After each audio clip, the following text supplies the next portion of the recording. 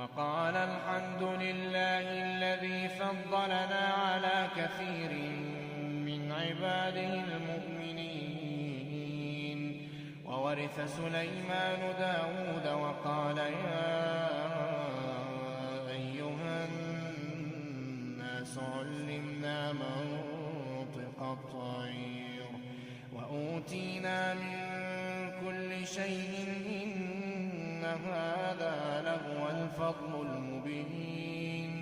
وحشر لسليمان جنوده من الجن والإنس والطير فهم يوزعون حتى إذا أتوا على واد النمل قالت نملة يا أيها النمل ادخلوا مساكنكم